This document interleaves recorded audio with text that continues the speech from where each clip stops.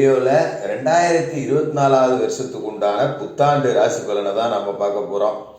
இந்த புத்தாண்டு அப்படிங்கிறது பார்த்தீங்கன்னா சோபக்கிருது வருடம் மார்கழி மாதம் 16ஆம் தேதி திங்கட்கிழமை அன்னைக்கு தேய்பிற பஞ்சமி திதியில கீழ்நோக்குடைய மக நட்சத்திரம் சிம்ம ராசி கன்னி லக்கணத்துல பிரீத்தி நாம யோகத்துல இந்த புத்தாண்டு அப்படிங்கிறது பிறக்குது.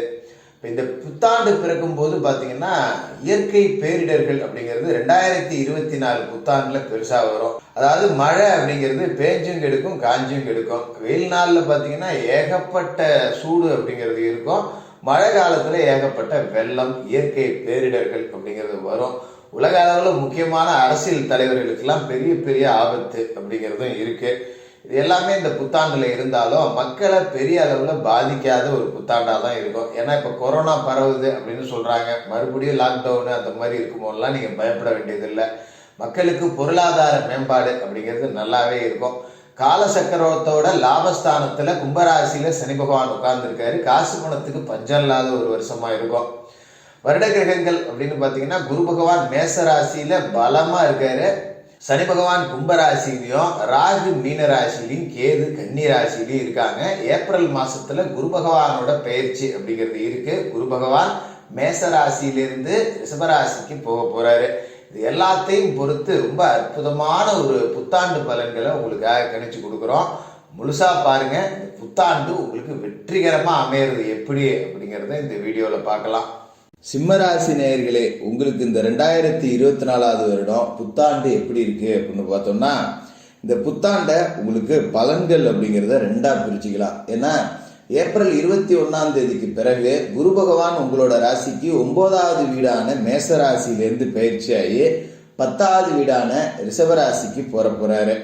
அப்ப அதுக்கு முன்னாடி ஒரு பலன் பின்னாடி ஒரு பலன் அப்படிங்கிறது தான் நம்ம பிரிக்கணும். ஏன்னா ஏப்ரல் மாதம் வரைக்கும் உங்களோட ராசிக்கு குரு பகவான் 9வது இடத்துல இருக்காரு. ஓடுனவனுக்கு 9ல குரு அப்படிம்பாங்க. அந்த அளவுக்கு உங்களுக்கு அற்புதமான யோக பலனை கொடுக்கக்கூடிய இடத்துல குரு பகவான் இருக்காரு. அவரோட பார்வையும் பார்த்தீங்கன்னா உங்களோட ராசியிலேயே பதியுது. அப்ப ஏப்ரல் மாதம் வரைக்கும் உங்களுக்கு குருவால நன்மைகள் அப்படிங்கிறது இருக்கு. ஏப்ரலுக்கு பிறகு 10ல குரு வராரு அப்படிங்கிறதால ஒரு மாற்றம் அப்படிங்கிறதும் இருக்கு. அதையும் நம்ம பார்க்க வேண்டியதா இருக்கு. அதே நேரத்துல உங்களோட ராசிக்கு வருட தொடக்கத்திலேயே சனி பகவான் அர்த்தாஷ்டம சனியா 7வது வீட்டுல இருக்காரு. இந்த 7வது வீடு அப்படிங்கிறது பாத்தீங்கன்னா ஜோதிட ரீதியா நண்பர்கள், வாழ்க்கை துணை, கூட்டு தொழில் இதை தான் குறிக்கக்கூடிய இடம். இந்த இடத்துல சனி வந்து உட்கார்ந்து இருக்காரு அப்படிங்கிறப்ப இந்த மூணுலையுமே நாம் ரொம்ப கவனமா இருந்துக்கணும். ஏன்னா சனி பகவான் அர்த்தாஷ்டம சனியா இருக்கும்போது அஷ்டம சனியில உண்டான பாதிப்புல பாதியை கொடுப்பாரு. அதுல எந்த மாற்றமும் கிடையாது.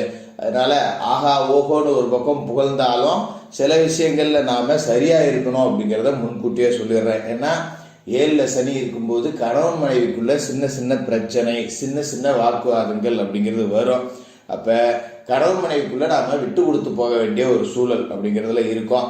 அதனால சின்ன வாக்குவாதம்னாலும் ஒருத்தருக்கு ஒருத்தர் விட்டு கொடுத்து போங்க. ஒரு சத்தம் வந்தா வீட்டை விட்டு வெளியில போயிட்டு ஒரு அரை மணி நேரம் கழிச்சு வாங்க. அதுதான் நல்லது. அதோட கூட்டு தொழில் செய்யக்கூடியவர்களுக்கு தொழில் கூட்டாளிகளால பிரச்சனை வரும். திடீர்னு எனக்கு கூட்டு வேணாம், நான் வேலைக்கு போறேன் அப்படிம்பாங்க. இல்லாட்டி நீ வேலைக்கு போய்க்க நான் வச்சுக்கிறேன் அப்படிங்கிற மாதிரி இருக்கும்.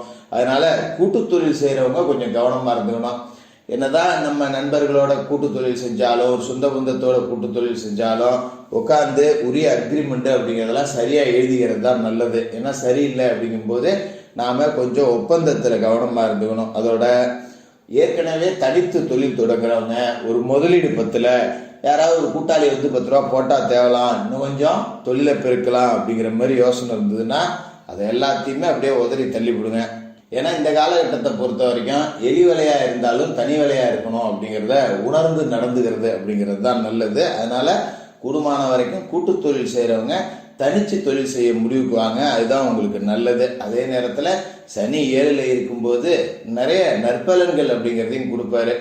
எந்த வகையில கொடுப்பாரு அப்படின்னா வீட்டுல மனைவிக்கு வேலை கிடைக்கக்கூடிய ஒரு அமைப்பு அப்படிங்கிறது இருக்கு.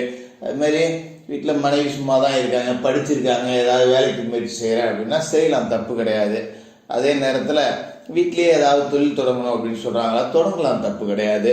வீட்லேயே சின்னதாக ஒரு முதல் போட்டு ஒரு தொழில் தொடங்குறேன் அப்படின்னா தாராளமாக செய்யலாம். அதோட ஏப்ரல் மாதம் வரைக்கும் குரு பகவான் உங்களோட ராசிக்கு 9வது வீடான பாக்கியஸ்தானத்தில் இருக்கார். அப்போ ஒரு ஏப்ரலுக்குள்ள ஒரு வண்டி வாகனம் வாங்கக்கூடிய அமைப்பு அப்படிங்கிறது இருக்கு. சில பேர் கூட்டு தொழில் செஞ்சவங்க தனித்து ஒரு தொழில் செய்யணும்னு நினைப்பாங்க. சரி, நம்ம தொழிலுக்காக ஒரு வண்டி வாங்கி ஓட்டுவோம், ஒரு காரை கீரை வாங்கி ஒரு ஆட்டோக்கிட்ட வாங்கி ஓட்டுவோம், எத்தனை நாளைக்கு தான் இன்னொருத்தன்ட்டே வேலை செஞ்சுட்டு கிடக்கிறது அப்படின்னு உத்தியோகத்தில் இருக்கிறவங்க முதலாளியாகக்கூடிய யோகம் அப்படிங்கிறது இந்த காலகட்டத்தில் இருக்கு. இதையும் நாம மறந்துடக்கூடாது. அப்ப தொழிலாளிகளையும் முதலாளிகளாக்கி மாற்றக்கூடிய ஒரு வாய்ப்பு அப்படிங்கிறதையும் இந்த காலகட்டத்தில் கிடைக்குது.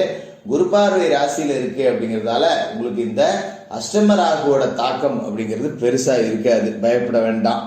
அதோட உங்களோட ராசிக்கு தனஸ்தானத்துல கன்னி ராசியில ஞானகாரகன் கேது இருக்காரு.